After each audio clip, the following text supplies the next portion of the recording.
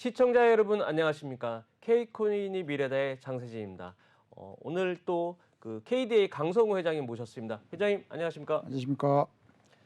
최근 저희 그 가상자산 그 디지털 자산 시장 굉장히 핫한 이슈들이 많은 상태에서 또 약간 뒤로 좀 처져 있던 이슈긴 한데 한 번 정도는 짚어가야 될 문제인 것 같아서 또 오늘 또 주제를 좀 가지고 나오신 것 같습니다. 예. 오늘 큰 주제에 대해서 좀 방향 좀 말씀해 주시죠. 예. 작년도 5월 달에 전 세계 투자자를 대상으로 자그마치 52조 원 이상의 피해를 유발한 테라 루나 사건이죠. 이 사건에 대해서 다음 달 10일부터 제1심 재판이 본격적으로 이루어지게 되고요. 그리고 테라 루나 발행사인 테라폼랩스의 권도형 대표가 동유럽 국가의 몬테네그로에서 그 위조 여권 사용 범죄로 4개월의 선고를 받고 현재 복역 중일 뿐만 아니라 금년 중에 권도영 대표가 미국으로 가느냐 한국으로 가느냐 아주 핫한 이슈들이 있기 때문에 다음 달 10일 테라루나 사건에 대한 제1심 재판을 앞두고 권도영 대표 그리고 이어서 국내 재판은 어떻게 전개가 되고 핵심 쟁점이 무엇인지 짚어보도록 하겠습니다.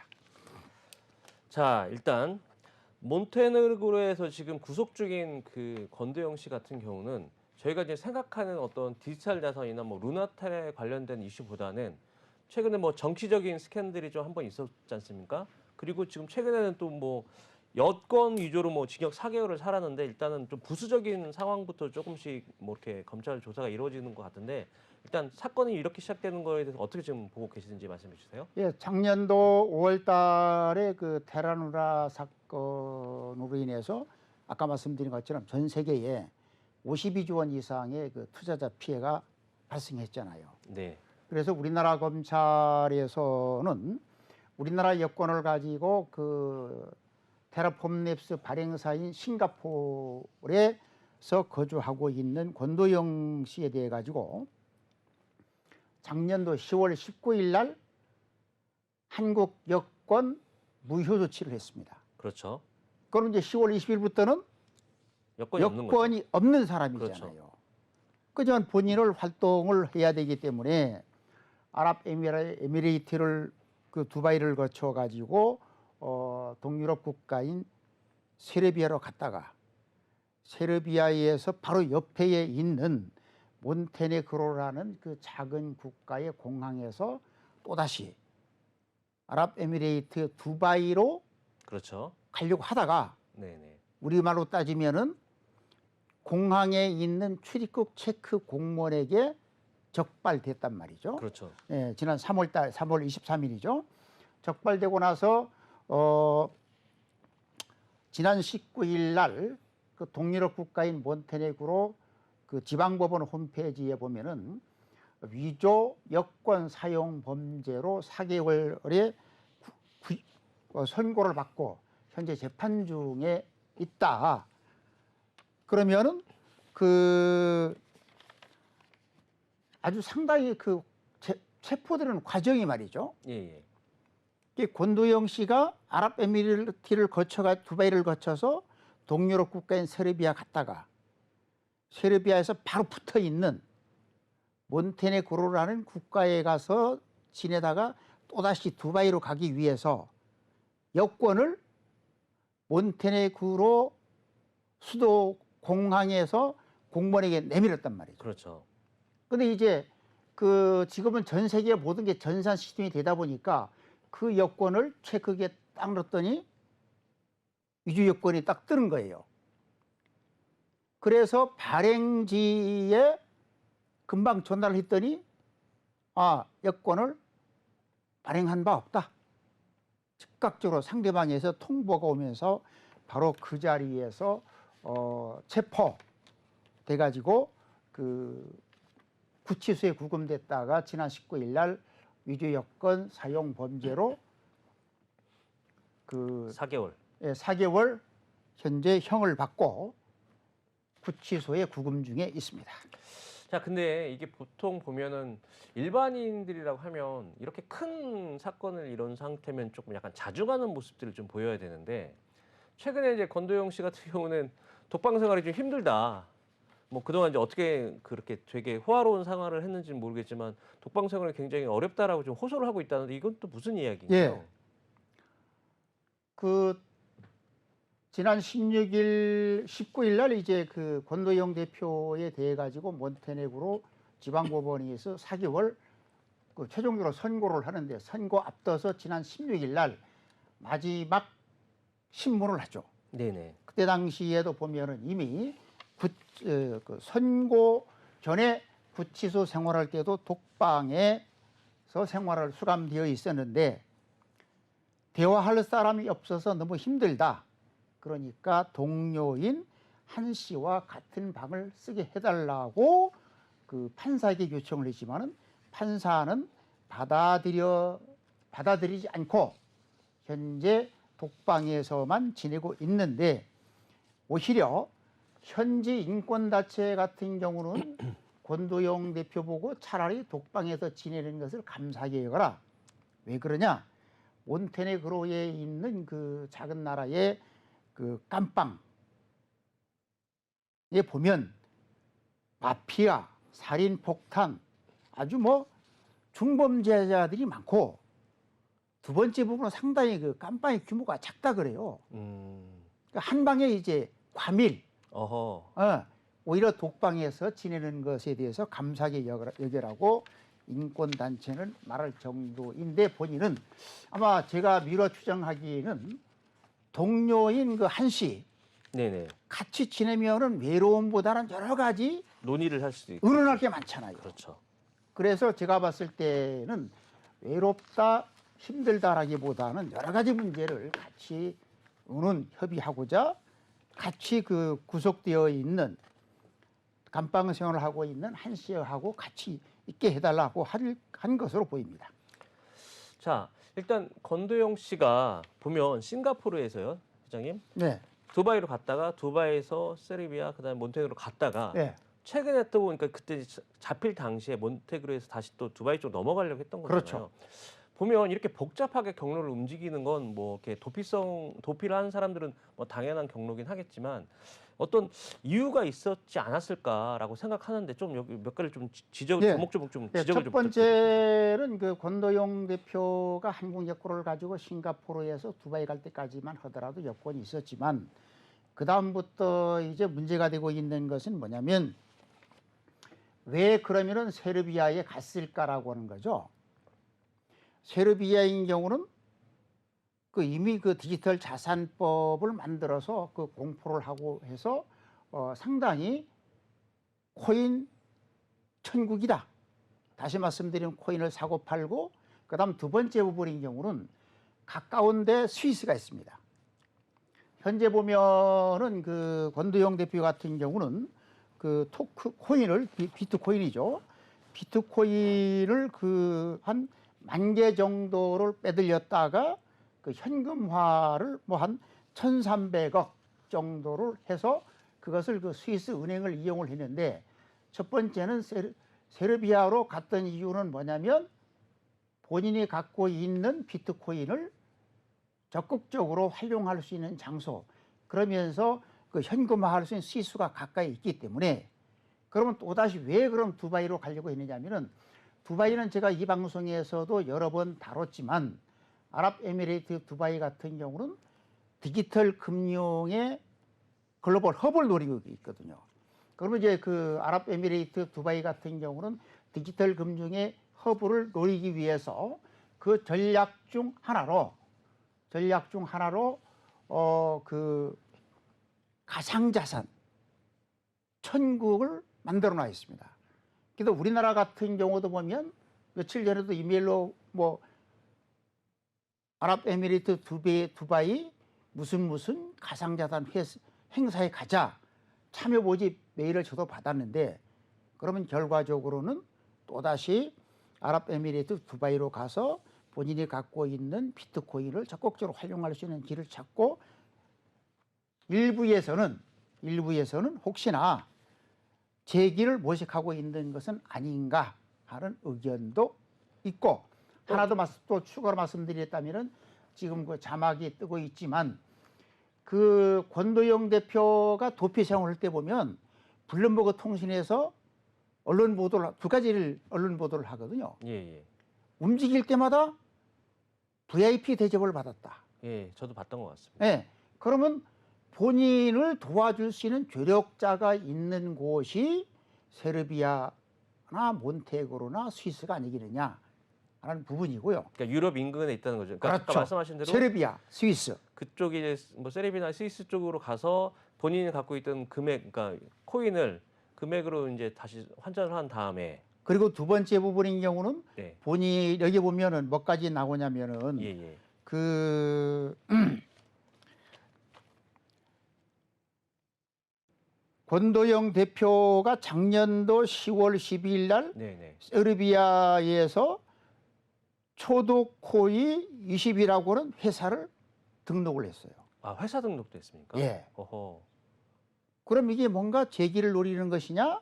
아니면은 그것도 인터폴이 그 적색 수배를 내린 지 3주 만에 세르비아 수도에서 초도코이 20이라는 회사를 등록하는 것으로 봐서 여러 가지의 어떤 이제 자금 세탁 중이냐 아니면은 재기를 노리는 것이냐 하는 의견들이 많은데 그건 왜 가는 거냐면 본인이 지금 자막에도 나오지만은 갖고 있었던 비트코인이 많단 말이죠.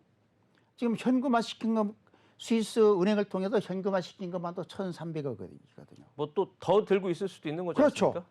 추가로 있을 수도 있기 때문에 충분히 제기를 할 수도 있을 것이다 라고 봐서 그 지금 권도영 대표가 싱가포르에 있다가 두바이를 거쳐서 세르비아 갔다가 세르비아 옆에 있는 몬테네그로에서 지내다가 소위 말하는 숨어서 지낸 거죠. 숨어서 지내다가 또다시 두바이로 출국하려고 했었던 것은 본인이 갖고 있는 은닉했던 자금 비트코인을 현금화시키고 그 자금을 가지고 사업을 하려고 했던 것은 아닌가라는 의혹들이 있습니다. 자, 그러면 오히려 그 세르비아 같이 이제 몬테네그로 좀 작은 회사가 있을 때가 좀 유리할 수도 있고 또는 또 반도 국가를 통해서 이렇게 자유롭게 이렇게 움직이는 게 유리할 수도 있는데 뭐 저 같은 경우는 좀 어느 그 그러니까 이동 경로가 좋은지 잘 모르겠지만 뭔가 또 아까 말씀하신 조력자나 비용에 대한 어떤 그런 것 때문에 왔다 갔다 하는 게 좀 유리해서 그랬을까요, 그러면? 그 지금 우리나라 사람들이 여권이 무효화가 되거나 아니면 이제 범죄를 저지른 경우는 대부분 필리핀이나 태국과 같은 동남아로 도피를 하죠. 국내에는 보통 동남아로 도피를 많이 하는 그렇죠. 거예요. 그게 왜 그러냐면은 예, 예. 같은 동양인들이기 때문에 뭐 동양인들끼리는 한국인, 일본인, 중국인, 뭐 태국인 구분을 하지만 다른 나라 사람들은 이제 구분을 잘 못하거든요. 그렇죠.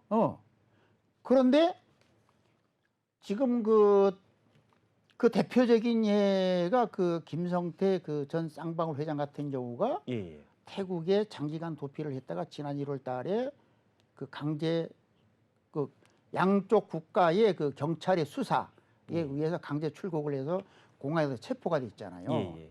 하지만 권도영 대표 같은 경우에는 동남아를 이용하지 않고 그러면 동남아 같은 경우는 혹시 여러분들 보면 드라마 카지노 보신 분들이 계실 거예요. 네, 저도 봤습니다. 왜?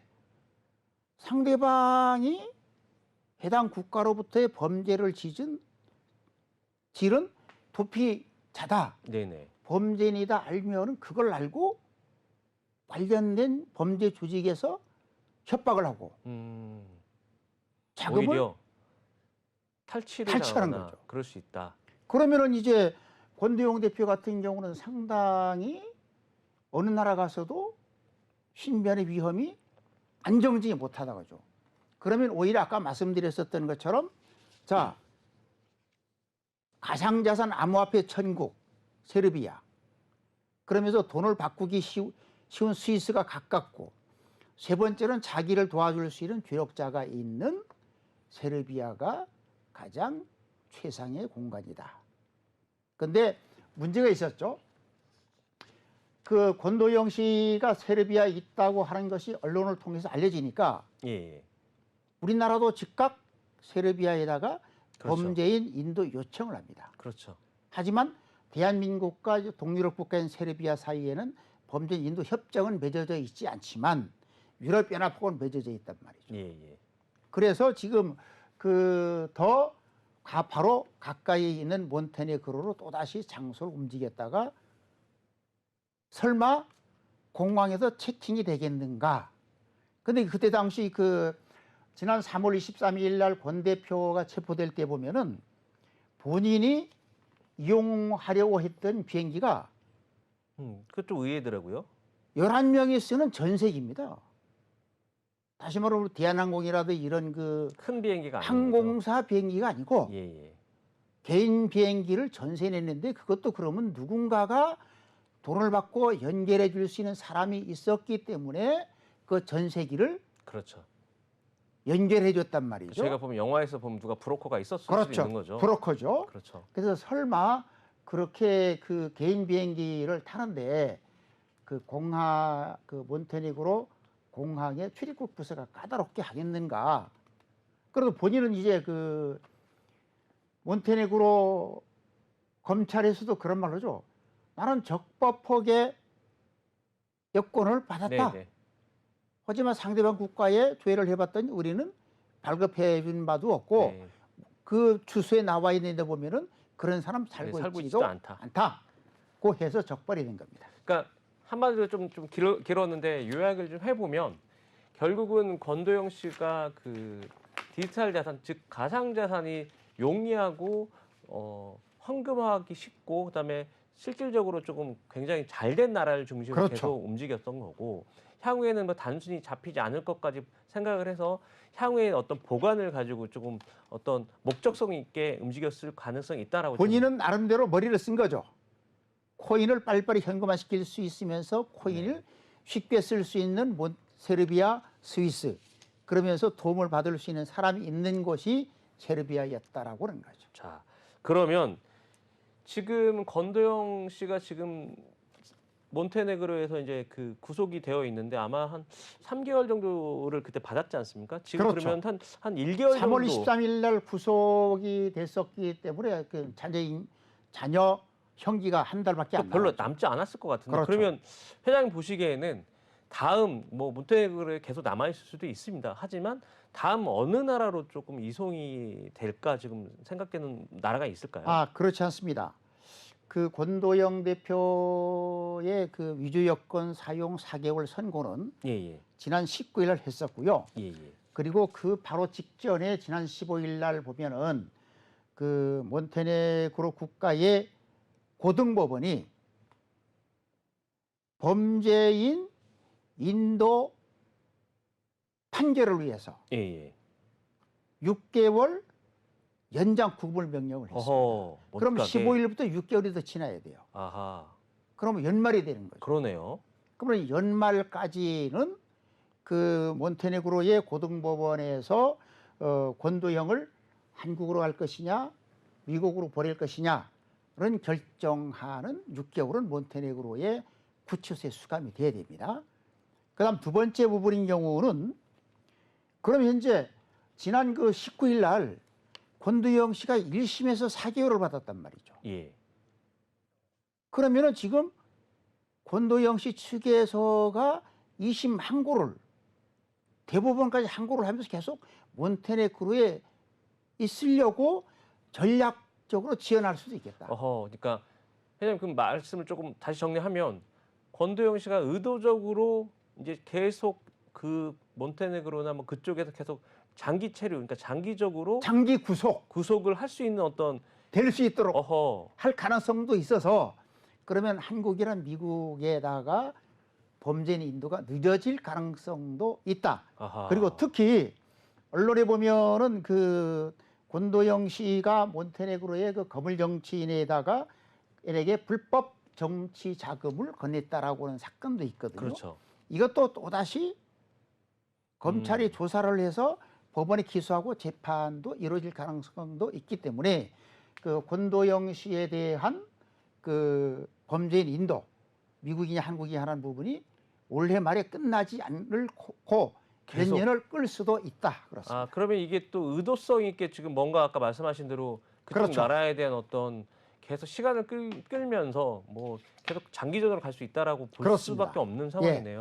아하. 그러니까 그도 그럴 것이 지금 SEC에서 권도영 관련해서 8개의 혐의를 좀 기소를 했지 않습니까? 그렇죠. 그런 것들에 대해서 다 방어 논리 방어죠. 또는 뭐 시간을 끌면서 계속 지금 권도영 씨를 변호하는 측에서 미국과도 뭐 계속 어떤 식으로 진행될지 조율될 수 있고 뭐 심지어는 국내에서도 지금 계속 분위기를 볼 수 있다라고 이렇게 저희가 추측을 할 수 있는 상황이네요. 그러면요. 아니 추측이 아니고요. 네네. 미국 증권거래위원회가 그 지난 2월 16일 날 권도영 대표와 그 권도영 대표의 회사인 테라폼랩스를 대상으로 해서 8개 혐의로 기소를 했잖아요. 네네. 그러면서 권도영 대표가 투자자들을 상대로 한 400억 달러, 수십억 달러 규모의 사기.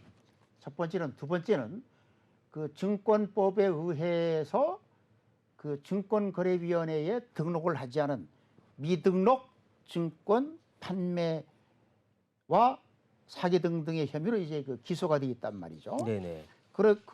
그래서 지금 권 대표는 막 여러 가지 언론에 보면 본인이 갖고 있는 돈이 충분하니까 미국에도 지금 호화 변호인단을 꾸리고 대응을 하고 있는 것으로 현재 알려지고 있는데, 그러면 이제 그 미국 증권거래위원회의 그 기소장에 보면, 특히 미국 증권거래위원회의 그 집행국장의 멘트를 보면 우리가 참 아연실색할 부분이 있습니다.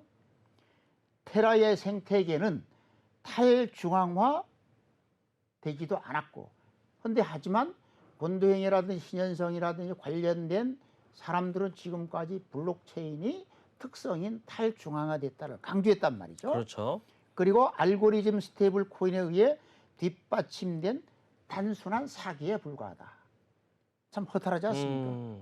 그럼 약간 좀 옹호는 아닌데 약간 좀 범죄 혐의가 좀 수위가 낮아지는 아니, 듯한- 강한 거죠. 단순한 네네. 그동안 테라폼랩스나 권도영, 신현성 등이 주장했던 것은 모두 거짓말이다. 아, 거짓말이다. 그리고 야. 특히 그 시청자 여러분들과 그 가상자산에 관심을 갖고 있는 분들은 좀 이거를 알아둘 필요가 있습니다. 뭐냐면 루나라든지 그 테라인 경우에 공정하고 투명한 공시가 되지 않았다. 특히 투자자들이 막대한 손실을 입기 전에 허위, 사기죠. 오해 소지가 있는 말만을 계속 많이 하면서 어떻게 보면 의도적으로 본인들은 이 루나나 테라코인이 어느 순간 가면은 폭락할 것을 알고 있으면서도 계속 그걸 숨기고 사기를 쳐왔다.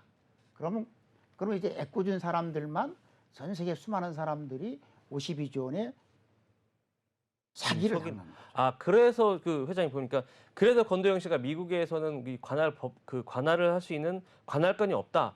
이렇게 얘기한 이유가 아마 그 집행위원회 얘기했기 때문에 이렇게 얘기한 걸까요? 그러면요? 미국인 경우에는 우리나라하고 그 법 체제가 다르더라고요. 네네. 미국인 경우는 예를 들어서 증권법에서 25년을 구형하잖아요. 네네. 형법에서 35년을 구형하면은 각각 법을 합해서 구형을 하더라고요. 그러면 미국 같은 경우는 최대 100년까지도 구형을 할 수 있대요. 그렇죠. 뭐 이렇게 되게 아니, 많더라고요. 각 법령에서 정한 선고 형량을 합한단 말이죠. 네네. 1번 항, 2번 항, 3번 항 합하니까 100년까지. 그래서 지금 그 권도영 대표 같은 경우는 싱가포르에 있을 때부터 2021년부터 미국의 증권거래위원회는 계속적으로 테라폼랩스에다가 자료 요청을 합니다. 네네. 그리고 심지어는 미국 증권거래위원회가 권도영 대표 보고 뭐라고 하냐면은 출석해라, 소환장까지 발부를 하죠. 네네. 맞습니다. 그럼 이제 그 권도영 대표는 그 미국 법원에다가 그 재판을 걸죠. 제소를 하는데, 첫 번째는 테라폼랩스는 싱가포르 회사다. 그리고 권도영 나는 한국인이면서 지금 싱가포르에 거주하고 있기 때문에 미국 증권거래위원회가 나를 대상으로 자료 제출을 요구하거나 법원에 기소할 관할권이 없다. 하지만 미국에서 그 1심 법원과 2심 법원에서는 그 테라폼랩스와 권도형의 주장을 받아들이지 않습니다. 그럼 지금 또다시 작년도 현재는 보면은 그 권도영 대표가 미국 1심과 2심에서 졌잖아요. 네네. 또다시 3심까지도 지금 이제 계속 하고 있어서 관할권 문제가 끝나지 않았는데, 그러면은 왜 그러냐? 왜 그러냐 이거죠.